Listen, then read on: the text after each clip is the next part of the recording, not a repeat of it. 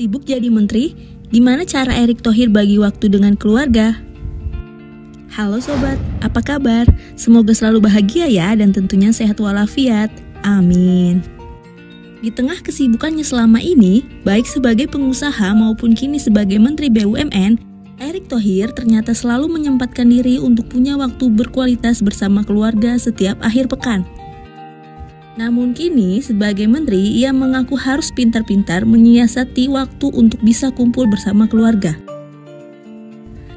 Bagaimana ya? Dalam Ngobrol Sore semaunya episode 48 bertajuk menyikapi pressure anak pengusaha ternama untuk lompat lebih tinggi, Erick Thohir mengaku bahwa selama ini setiap Sabtu dan Minggu ia dedikasikan sebagai waktu bersama keluarga. Saya yang Sabtu Minggu tadinya buat keluarga, saya suka coba mensiasati. Oke. Karena memang kalau dulu prinsip saya sebagai keluarga, apalagi sebelum COVID ya, hari Minggu tuh makan keluarga pasti. Yeah. Keluarga besar The Thohirs, kakak saya, ibu saya. Terus saya prinsip Sabtu Minggu ya enggak, udahlah kantor. Yeah. Spend time with the family. Sejak jadi menteri, Sabtu kepakai, Minggu kepakai. Saya tetap berusaha Minggu malam bersama keluarga dan Jumat malam juga spend time sama mereka. Erick bercerita, terakhir ia sempat bersama keluarga menghabiskan waktu bersama untuk menonton 2 film berturut-turut. Hal ini dilakukan seiring kembali dibukanya bioskop untuk masyarakat umum. Ya, nonton dong. Kita back to back loh. Wow, nonton apa? Nonton Black Widow sama Shang-Chi. Ya, tapi kita coba. Iya. Ya, kita siasati lah. Iya. Kita siasati karena ya hari ini kita makan malam 9.30. Oh ya? Salam ya Om. Late dinner. Late dinner, Iya. nggak apa-apa. Alasannya tahu dong kenapa? Gitu. Ya kita coba lah. Kita coba karena keluarga penting. Erick mengatakan keluarga adalah hal penting buatnya. Terlebih ia mengaku ingin setiap hal yang dilakukan memiliki value yang dapat diresapi oleh keluarganya. Ia pun mengaku sebagai seorang bapak kerap mengajak anak-anaknya berdialog sembari memberi beberapa wejangan. Kan kita juga nggak mau misalnya anak-anak kita itu hanya diberikan sukses story tanpa punya dasar karakter yang baik. Betul. Yang akhirnya mereka akan terjebak hanya ambisi tanpa empati. Ia mengungkapkan hal-hal fundamental dalam hidupnya saat ini juga mendapat pengaruh besar dari didikan kedua orang tua. Menurut Erick, orang tuanya selama ini menegaskan bahwa family values dan human values adalah hal yang penting.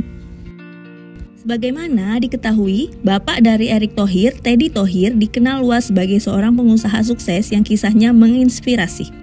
Erick bercerita, sang ayah sejak usia 10 tahun sudah pergi merantau demi mengenyam pendidikan sembari mulai berdagang dan bekerja hingga menjadi pengusaha. Dari situlah ia belajar bahwa pendidikan merupakan satu kunci kesuksesan.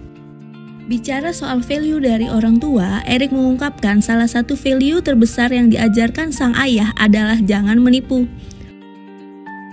Jangan nipu. Karena bapak saya bilang, uang bukan segalanya. Ya.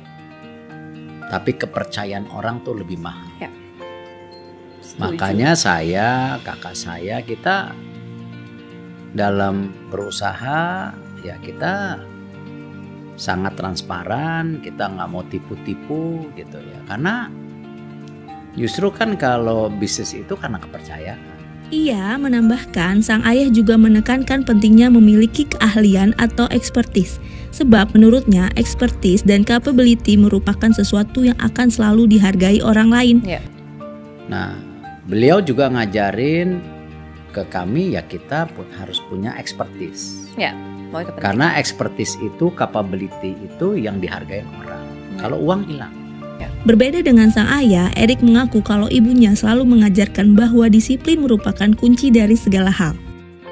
Value ini yang meresap ke kita anak-anaknya, dan kita berusaha melakukan ini juga ke anak-anak kita. Kalau saya di Kementerian BUMN ini juga saya terapkan di lingkungan saya, dan itu dari dulu. Apakah sebagai pimpinan di Asian Games atau pimpinan di sebuah perusahaan.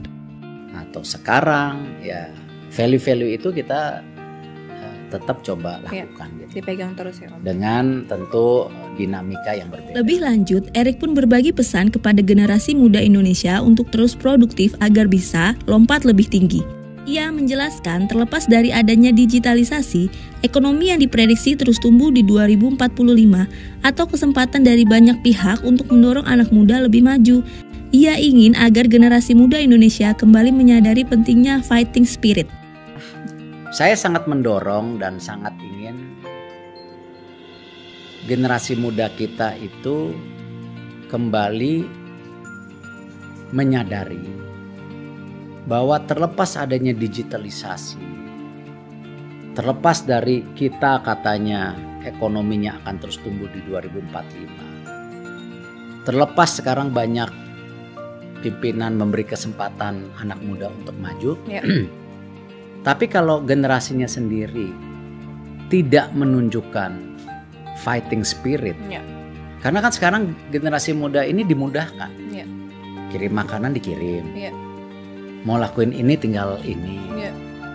Makanya saya kenapa tetap mempush olahraga jadi bagian anak muda, karena di olahraga itu ada beberapa value yang sangat bagus buat anak muda. Apa? Competitiveness.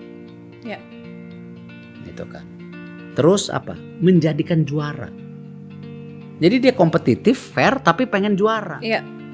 Nah ini yang saya ingin anak-anak muda Indonesia juga mesti punya jiwa fighting spirit. Penting. Untuk dia itu bergerak, bukan terlena.